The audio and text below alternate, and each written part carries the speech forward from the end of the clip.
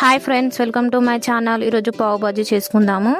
పావు బాజీకి కావాల్సిన పదార్థాలు: క్యాప్సికమ్, పావులు, కొత్తిమీర, నిమ్మకాయ, 2-3 ఆలుగడ్డలు ఉడకబెట్టి పెట్టుకున్న, పచ్చి బఠానీలు, పచ్చిమిరపకాయలు, టమాటాలు 2, అల్లం పేస్టు, ఉల్లిగడ్డలు సన్నగా తరుపుకొని పెట్టుకున్న, బటరు, గరం మసాలా, ధనియాల పౌడరు, పావు బాజీ మసాలా పౌడరు.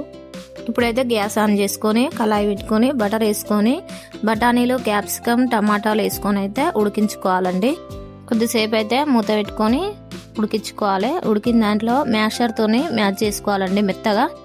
నాకైతే బఠానీలు ఉడికినట్టయితే అనిపించలేదు, అందుకని నేను ఒక గ్లాస్ వాటర్ పోసుకొని మళ్ళీ ఒక 5 నిమిషాలు మూత పెట్టి ఉడికించుకున్నాను బఠానీ ఉడికేంత వరకు. మూత తీసి నేను మళ్ళీ మ్యాషర్తోనైతే మొత్తం మిక్స్ చేసుకున్నా. అప్పుడు బఠానీ అయితే ఉడికింది.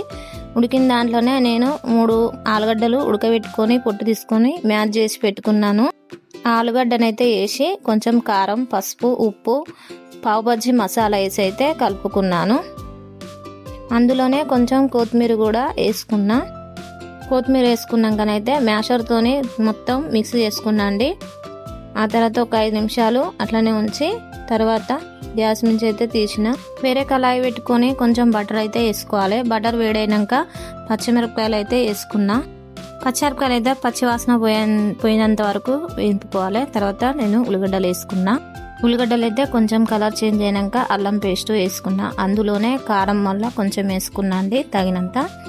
మళ్ళీ ధనియాల పౌడరు, గరం మసాలా, మళ్ళీ కొంచెం పావు బాజీ మసాలా, పసుపు, ఉప్పు తగినంత వేసుకొని అయితే మొత్తం కలుపుకున్నా. అందులోనే కొంచెం కొత్తిమీర వేసుకోవాలి. కొత్తిమీర వేసుకున్నాక మనం ఇంతసేపు అయితే ఆలుగడ్డ మిశ్రమం అయితే పక్కకు పెట్టుకున్నాం కదా, అది వేసుకొని మొత్తం మిక్స్ చేసుకోవాలండి. గ్లాస్ వాటర్ పోసుకొని మళ్ళీ ఒకసారి కలుపుకొని మళ్ళీ మ్యాషర్తోనైతే మ్యాష్ చేసుకోవాలండి. ఈ లోపల పేస్ట్ కొంచెం గట్టిగా అవుతుంది, చిక్క పడుతుంది. కొంచెం బటర్ వేసుకొని కొత్తిమీర వేసుకొని మళ్ళీ ఒకసారి మ్యాష్ చేసుకోవాలండి. నేను ఇందులోనే ఒక నిమ్మకాయ అయితే పిండుకున్నా. అది కొద్దిసేపు అయినాక అయితే పక్కకు పెట్టుకోవాలండి. మళ్ళీ పావులు కాల్చుకోవడానికి అయితే పెనం పెట్టుకొని పెనం మీద కొంచెం బటరు వేసుకొని బటర్ వేడెక్కినాక కొంచెం కారం, పసుపు వేసుకొని పావులు అయితే అటు ఇటు కాల్చుకోవాలండి.